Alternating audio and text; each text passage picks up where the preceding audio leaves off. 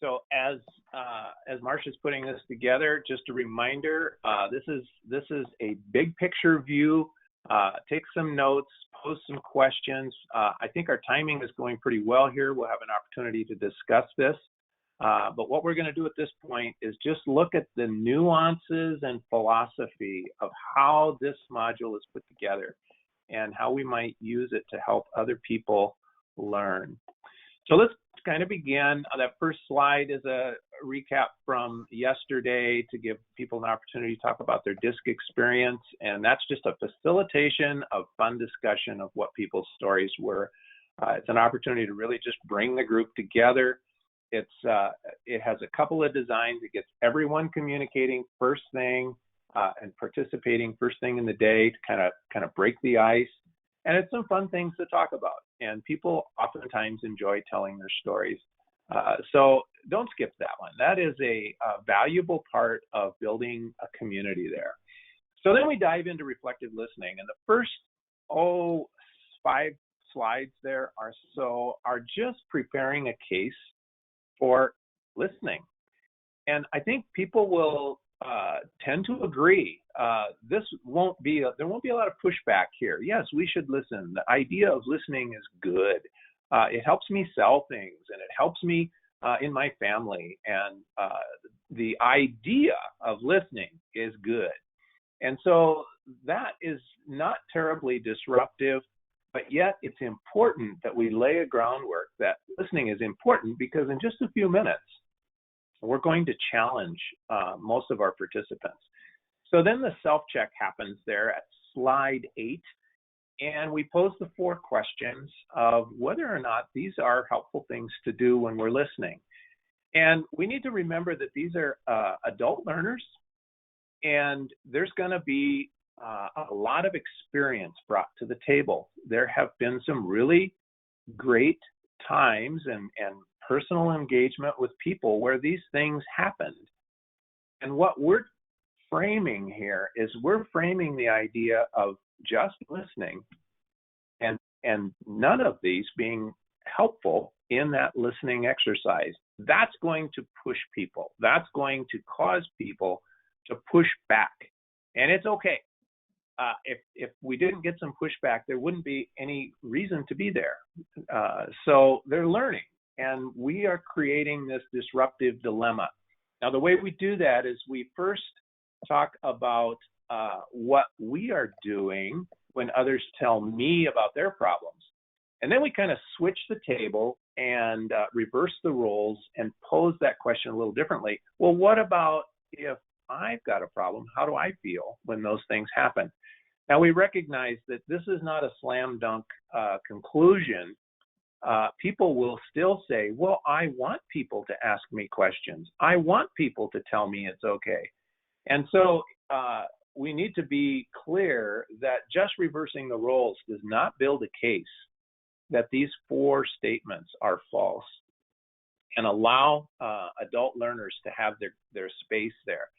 As we progress and we drive home the point that in listening, in the pure skill of listening, these are all false, people will rise and rankle and push back. And that's what the slides 10 through 12, you wrestle with those, with that issue. And there will be significant pushback for a thinking person. It's okay. It'll take a while, possibly, for people to read in and tend to see the value of just listening. During that time, the most important thing that you can do when they have a problem with your material and what you're saying is what? They have a problem, you listen. Thank you. Larry, would you speak to this note that says you should stay on this slide for at least 30 minutes? To ask that question again, I didn't quite get your question.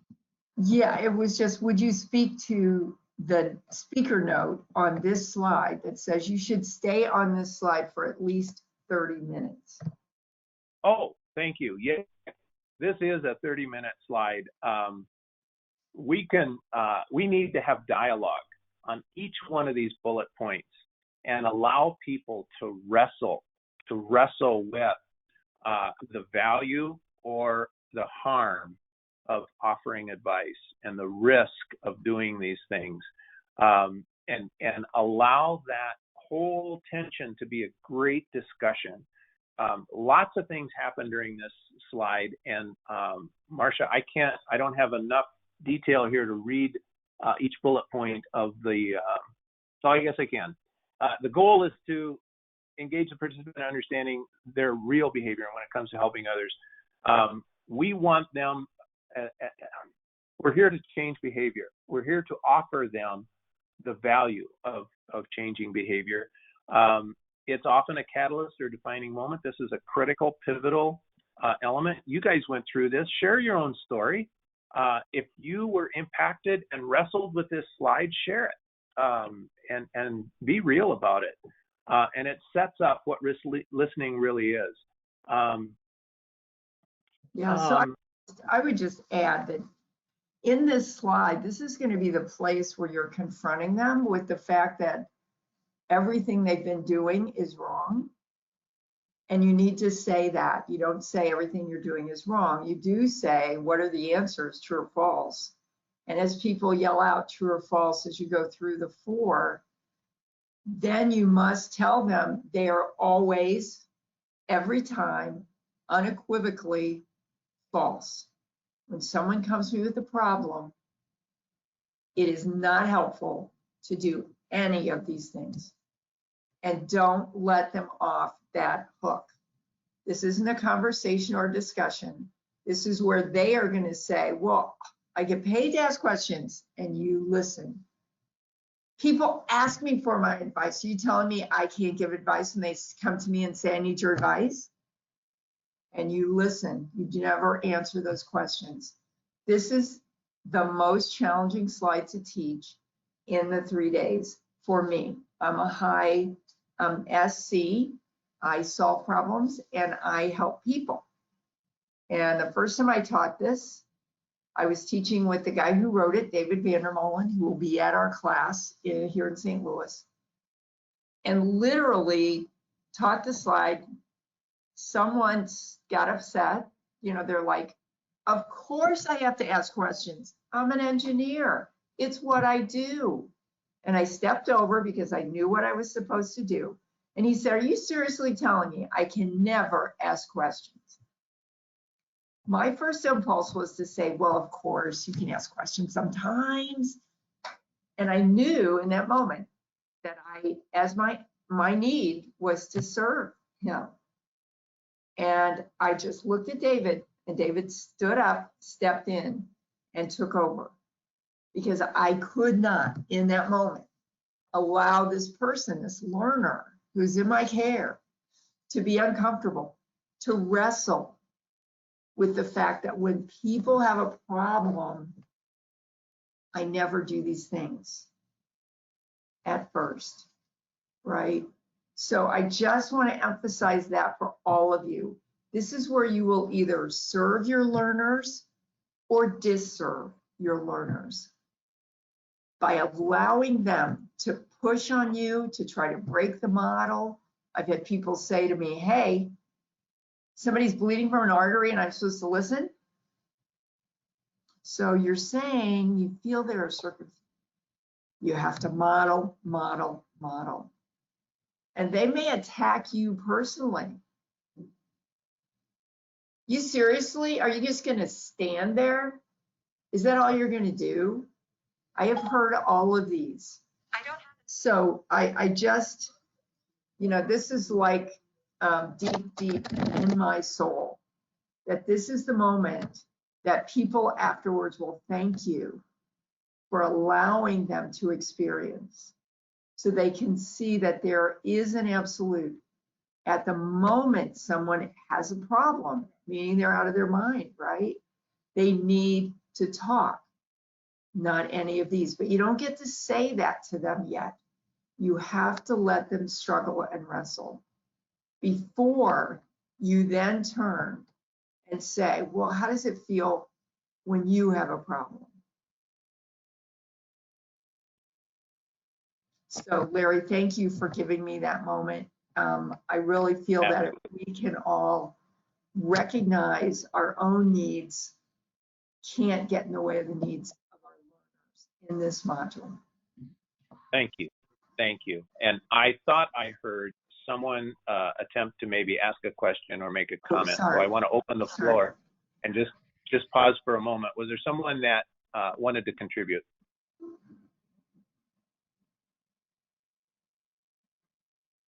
Okay. All right. Thank you, Marcia.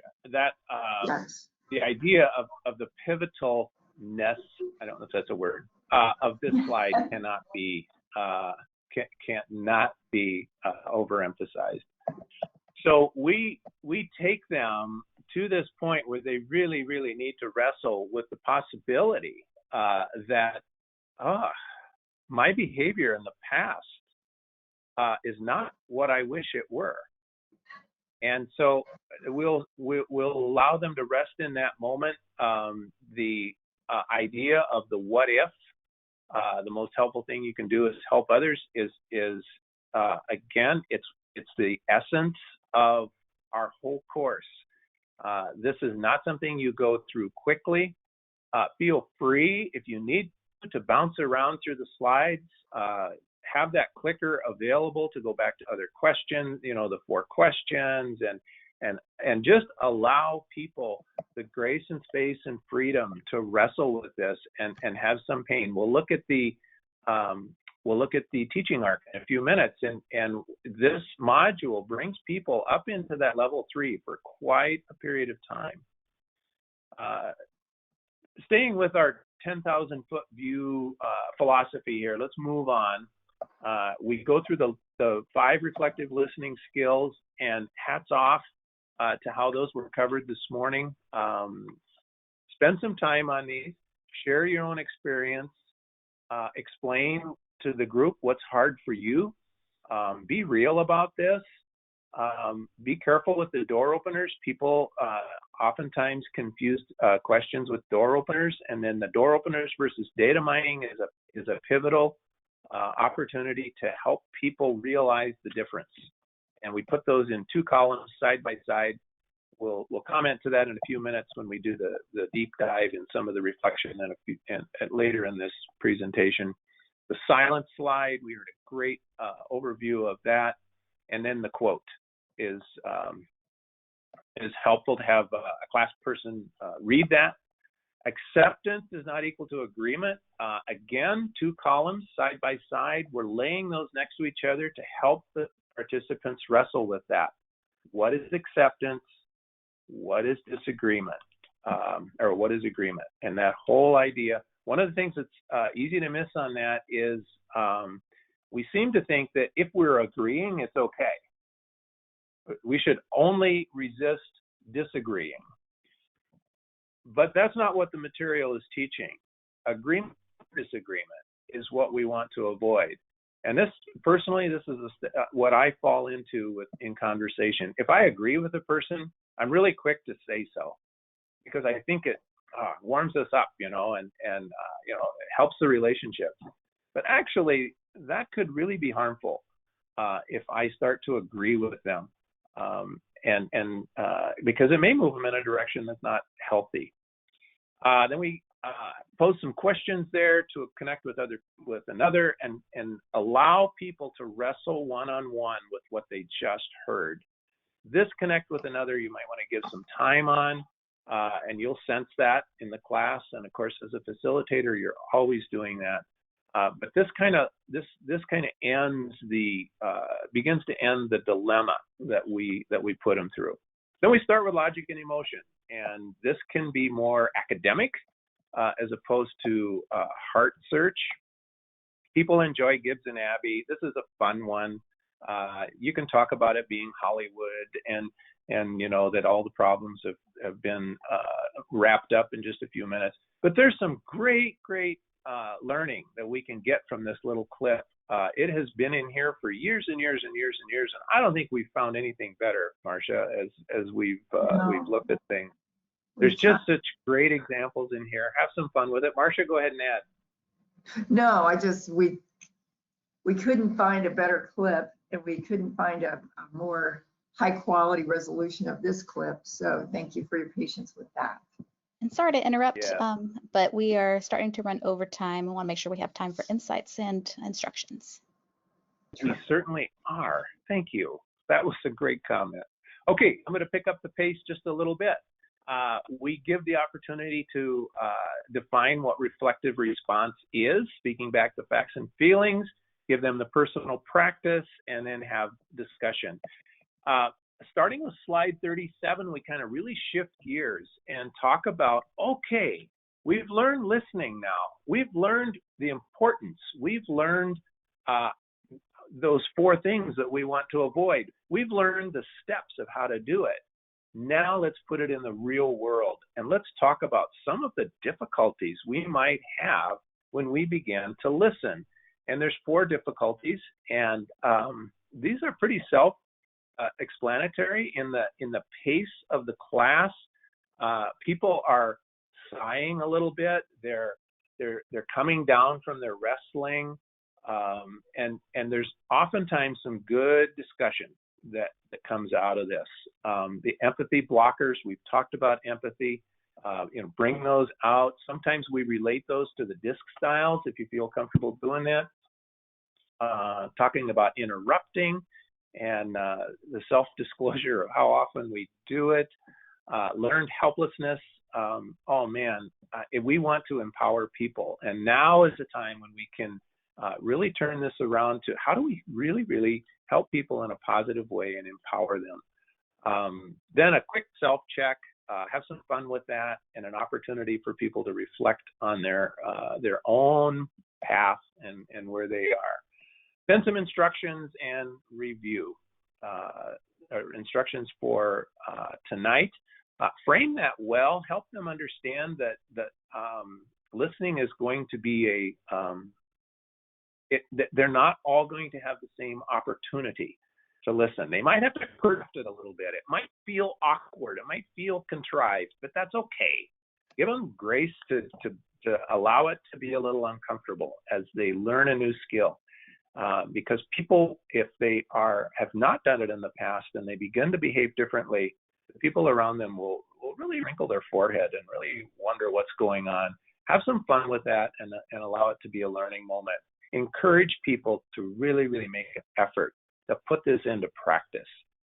It'll be an opportunity to discuss the next day, and it's very important that we frame that for the evening activity, for their evening homework, that they actually listen to someone. Marcia, I'm rambling on. Is there anything that you feel I missed? No, terrific. I would just add that last piece again, make sure you get their learning partner sheet. Make sure you ask them to put their name on it. I've had times when I got the sheet and I didn't know whose sheet it was. So just emphasize that. Make sure you get that, because that's going to be the basis of your seating chart for day 3. Thank you. We've got about 4 minutes left on the call today. All right, we're going to, in just 3 minutes, go through our insights and instructions. Take a look at the teaching arc really quick. We already talked about that. The teaching arc is high. Marcia, if you move that up as our next slide, you can see that they are in zone 3 for a good portion of this particular module. Just be knowledgeable, aware of that, and feel free to behave in a way that puts them there, and really kind of create some tension. It's okay. It's part of the learning experience. So that's a teaching arc. Learn from that. Some preparation pointers. Rest up, I think, is the first one for new facilitators. That first day is going to be could be a tough one. Marcia, I have a different slide than you do. I'm working. Oh, preparation point. Okay. Big picture slides. Well, let's go there. That's fine. That's fine. They can read those others. Rest up. Do a tech check. When that drum roll happens and Abby starts talking, that can kind of be loud. So do a tech check on that. Be a listener. you listen every day, but today you really, really, really, really got to listen and be prepared for opposition. We went through that. I think in the teaching tactics, the being emphatic about the essential element of empathy. We've talked about that a lot today. We don't need to drill down too deeply. That is an important element on here. Regarding the facilitation factors, there's 4 slides identified here that really help us zero in on some of the important things. The door openers versus data mining. Joya, you mentioned the temptation to say you're wrong when we're listening. That's acceptance versus agreement. Have some fun with the logic and emotion, and again, the actual personal practice of listening. Last one, leveraging the linkage. This is the most important slide in our deck. When all the dust settles, DISC, nonverbal, doing the right words, what if? What if? The most helpful thing we can do is listen. Heather, you talked about having the right time and place, and Marcia kind of took us through how we bring people to the critical decision point on this. Yes. There we go. One last thing on this in terms of leveraging the linkage. Know in your mind what's going to happen tomorrow during confrontation and how important listening is and how that leverages. Okay,